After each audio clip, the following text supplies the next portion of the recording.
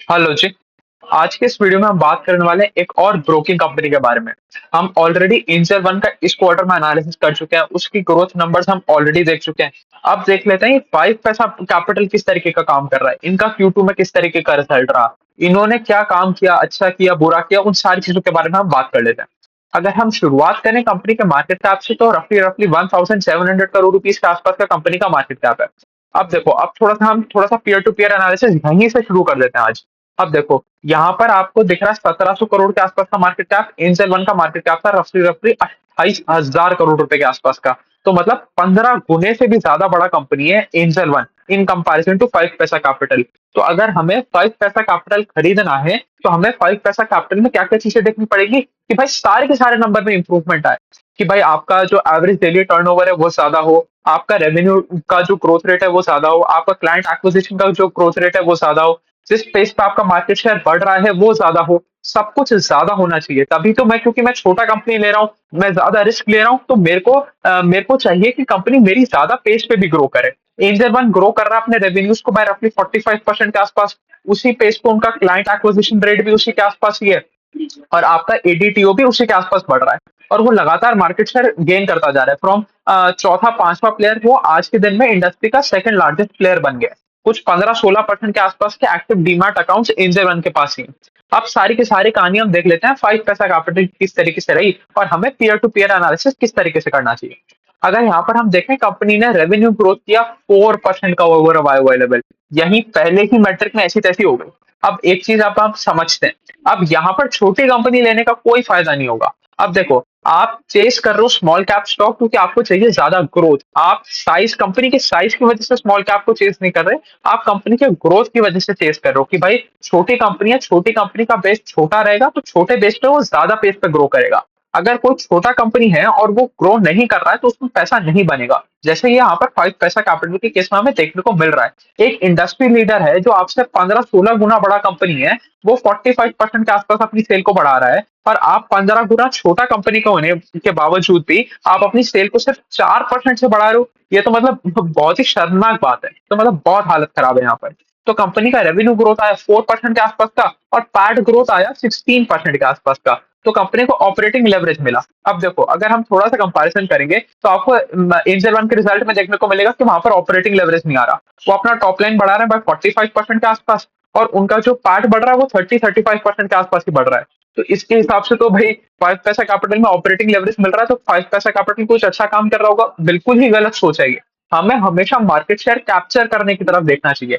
Angel one के आज operating leverage क्यों नहीं आ रहा है, क्योंकि वो बहुत ज्यादा खर्चा कर रहा है, एक्सपेंडिचर कर रहा है, एडवर्टाइजिंग कर रहा है। जब एडवर्टाइजिंग करेगा तब उसका ब्रांड वैल्यू बढ़ेगा, ब्रांड प्रेजेंस बढ़ेगा, ब्रांड का रिमेम्बरेंस बढ़ेगा, तो फिर उसके पास नया नया कस्टमर आएगा, तो उनका फिर वापस मार्केट शेयर एक्सपांड होगा। और अगर और अगर ऐसा करने में उनको थोड़ा बहुत खर्चा करना पड़ रहा है, थोड़े बहुत क्वार्टर्स का आपका ऑपरेटिंग लेवरेज जा रहा है, तो जाने में ही भलाई है। आगे चल के अगर आप कोई एक substantial portion of the total market बन जाते हो, तो आप कभी भी उस जो आपके पास ग्रुप ऑफ पीपल आए हैं उनको आप कभी भी उठा के मोनेटाइज कर सकते हो, आपको मोनेटाइज करने में कभी भी प्रॉब्लम नहीं आएगी। आपको हमेशा ऑनबोर्डिंग में प्रॉब्लम आएगी, क्लाइंट लाने तक नहीं प्रॉब्लम आएगी, क्लाइंट को प्रोडक्ट बेचने में कभी भी प्रॉब्लम नहीं आती, ये चीज समझ के चलना है। तो ये ऑपरेटिंग लेवरेज देखने से हमें कोई खुशी नहीं बनानी कि 16% के आसपास का पैट ग्रोथ आया।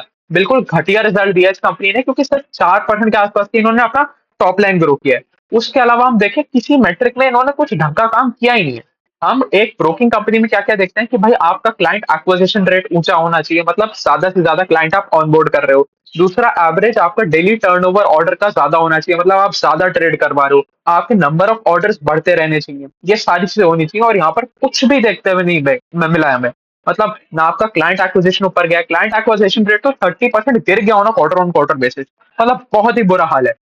अगर वाई वाई बेसिस की भी बात करूं, तो यहाँ पर सिर्फ और सिर्फ 22% के आसपास का हमें गेन देखने को मिला है। मार्केट शेयर की बात करें, तो एक कंपनी है जो मार्केट शेयर बढ़ा रहा है, वो कुछ 7-8% मार्केट शेयर से आज 15-16% के आसपास के मार्केट शेयर पे पहुंच गया है। और ये कंपनी है जो 4.5-5% के मार्केट शेयर से आज 2% के मार्केट शेयर पे पहुंच गई है। तो अब आपको ये सोचना पड़ेगा कि आज आप एक ऑपरेटिंग लेवरेज देके कंपनी खरीदना चाह रहे हो जो मार्केट शेयर लूज कर रही है, धीरे धीरे आउट ऑफ बिजनेस होती जा रही है, या एक ऐसा कंपनी खरीदना चाह रहे हो जो मार्केट शेयर अपना लगातार बढ़ा रही है बट ऑपरेटिंग लेवरेज नहीं आना। तो ये चीज हमें सोच के चलना पड़ेगा। यहाँ पर हालत बहुत ही ज्यादा खराब है। अगर हम एडीटीओ के बारे में बात करें तो एडीटीओ सिर्फ 4% बढ़ा ओवर वाई लेवल, और क्वार्टर ऑन क्वार्टर लेवल पर 12% का हमें ड्रॉप देखने को मिला। ऑर्डर क्वांटिटी के बारे में बात करें कि भाई नंबर ऑफ ऑर्डर कितने प्लेस हुए आपके प्लेटफॉर्म पे, तो हमें पता चलेगा वो डाउन है 8% on a Y level and were flat on a quarter on quarter level. अगर आप बुल मार्केट में capital market link brokerage stock होने के बाद भी आप बुल मार्केट में नहीं बढ़ पा रहे हो, बुल मार्केट में आप ढंग का रिजल्ट नहीं पोस्ट कर पा रहे हो, फिर तो आपका क्या ही होगा। मतलब बहुत ही, मतलब इससे इससे खराब कंपनी ये रिजल्ट दे नहीं सकती थी। इससे बढ़िया तो आप बंद करो और घर चले जाओ, क्योंकि आप धीरे धीरे सारा का सारा मार्केट शेयर तो गवा ही रहे हो। अब इनमें एक और कहानी है। देखो एंजल वन ने क्या किया था, एंजल वन ने अपना सुपर ऐप बना बुनू के तैयार कर लिया था बुल मार्केट स्टार्ट होने से पहले। अब ये जब बुल मार्केट स्टार्ट हो गया, अभी इन्होंने लास्ट एक डेढ़ क्वार्टर में ही अपना एक और ऐप बनाने का काम शुरू किया है, अपना डिजिटल टेक्नोलॉजिकल इंफ्रास्ट्रक्चर क्रिएट करने का काम शुरू किया है, अपने यूआई यूएक्स को बेटर करने का काम शुरू किया है। अब वो काम शुरू होने में टाइम लगेगा, वो और 2 क्वार्टर लगेंगे, फिर 2 क्वार्टर बाद वो पब्लिक को देखने को मिलेगा, फिर वहां से एक्सेप्टेंस आएगा नहीं आएगा, वो एक बहुत लंबा जर्नी है। आज की डेट में तो आप कोई ग्रोथ दिखा नहीं रहे, और आप सपने दिखा रहे हो हमें 6 महीने बाद के।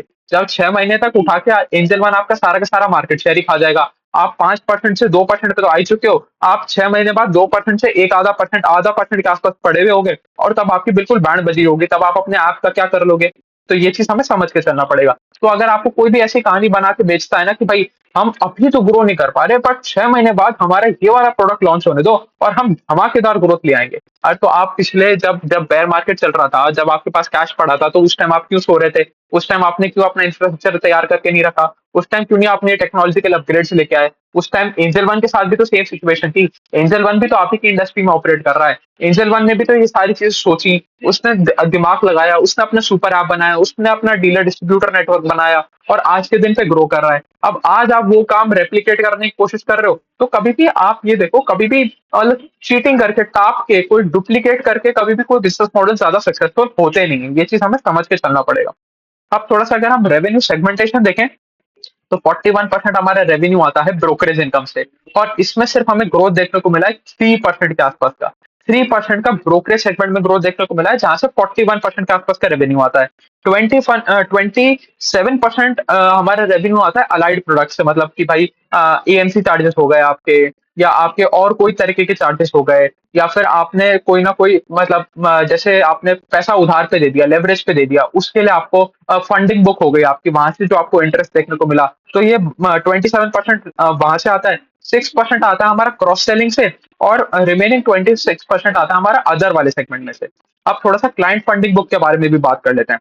अगर हम क्लाइंट फंडिंग बुक देखें तो वो लगातार घटती जा रही है, quarter on quarter level, Y level, पिछले 5 क्वार्टर से वो नीचे ही आती जा रही है, उनका एयूएम नीचे ही आता जा रहा है। मतलब बहुत ही बुरी बात है। एंजल वन देखो, एंजल वन अपनी जो क्लाइंट फंडिंग बुक है उसको बहुत बढ़िया पेज पे बढ़ा रहा है। वो रफली रफली 40-50% के आसपास का ग्रोथ आ रहा है उनके क्लाइंट फंडिंग बुक में, और यहाँ पर डिग्रोथ ही होता जा रहा है। तो आप अपने सारे के सारे इनकम स्ट्रीम्स तो बंद करते जा रहे हो, और आप फिर कह रहे हो कि 6 महीने बाद हम कुछ बहुत उखाड़ के दे देंगे। तो that is not possible, that is practically not possible कि आप 6 महीने बाद मार्केट में आओ और मार्केट को कहो कि भाई अब मैंने सारी तैयारी कर ली है और अब मैं करूंगा 100-150% के आसपास का growth. That is practically not possible. ये चीज हमें समझ के चलना पड़ेगा। अगर मैं आपको नंबर्स में बताऊं, तो क्वार्टर ऑन क्वार्टर लेवल पे इनका क्लाइंट फंडिंग बुक 10% से गिर गया, और यहाँ पर अगर मैं पर क्लाइंट कितना इन्होंने फंडिंग प्रोवाइड कर रखी है उसके बारे में बात करूं, तो रफली रफली 15,000 के आसपास के इन्होंने फंडिंग प्रोवाइड कर रखा है। अब आप देखो, इससे आपको लेवल पता चलता है कि कौन किस लेवल का ब्रोकर है, क्या ब्रांड वैल्यू है। आप एंजल वन उठाओ, एंजल वन में आपको पता चलेगा वहां पर रफली रफली वो लोग 1.5 लाख रुपए के आसपास का फंडिंग देके रखते हैं एक क्लाइंट को। यहाँ पर हमें पता चल रहा है एक 15,000 रुपए का फंडिंग देके रख रहे हैं एक क्लाइंट को। मतलब इनके पास जितने भी बहुत सारे जो भी डीमैट अकाउंट पड़े हुए हैं, वो बहुत सारे डॉर्मेंट हैं, चल ही नहीं रहे हैं। मतलब ऐसा होता है ना कि आपने डीमैट अकाउंट खुला लिया, सपोज आईपीओ एप्लीकेशन करने के लिए आपने किसी के नाम पे डीमैट अकाउंट करा लिया, और वो कोई एक्टिविटी क्रिएट नहीं कर रहा, तो एक्टिविटी क्रिएट नहीं कर रहा, तो ब्रोकरेज कंपनी को तो फायदा हो नहीं रहा। आपने उठा के अगर 5 पैसा में अकाउंट खुला लिया, तो 5 पैसा का सारा इंफ्रास्ट्रक्चर तो लॉक हो गया। उसके पीछे उनको अपना ऐप का भी सपोर्ट बढ़ाना पड़ा, अपने क्लाउड सर्विसेज का भी सपोर्ट बढ़ाना पड़ा, अपना इंफ्रास्ट्रक्चर भी क्रिएट करके रखना पड़ा, और उसमें कुछ ट्रेडिंग हो नहीं रही। ट्रेडिंग हो रही नहीं तो उनको रिटर्न कुछ मिल नहीं रहा उस ऐप के ऊपर। तो ये चीज समझ के चलना पड़ेगा। तो अगर आपके पास ज्यादा नंबर ऑफ एक्टिव क्लाइंट्स हैं, कि भाई अगर आपके पास 10 करोड़ डीमैट अकाउंट है और उसमें से 70% एक्टिव है, तो वो ज्यादा बेहतर है इन कंपैरिजन टू कि आपके पास 100 करोड़ अकाउंट हो और सिर्फ 1% ही एक्टिव हो। तो जितना ज़्यादा एक्टिव आपका क्लाइंट बेस रहेगा, उतना ज़्यादा आपके लिए प्रॉफिटेबल होगा और फिर आगे चल के आप उसको उस चीज़ को स्केल भी कर सकते हो। ये चीज़ हमें समझ के चलना पड़ेगा। तो चलिए, यही थी मोटी-मोटी कहानी 5 पैसा कैपिटल की। बहुत ही बेकार रिज़ल्ट, बहुत बेकार रिज़ल्ट। हमने इंडस्ट्री लीडर से कंपेयर किया, किसी मेट्रिक में आस-पास भी नहीं आ रहे हैं। एक कंपनी है 45% का ग्रोथ कर रहा है, दूसरा कंपनी सिर्फ 4% के आसपास का ग्रोथ कर रहा है। एक कंपनी है जो 7th position in terms of market share से पहुँच गया 2nd पोज़ीशन पे, और दूसरा कंपनी है जो नीचे ही गिरे जा रहा है, 5% मार्केट शेयर से 2% मार्केट शेयर के आसपास आ गए। तो चलिए, अभी के लिए इतना ही रखते हैं। Thank you.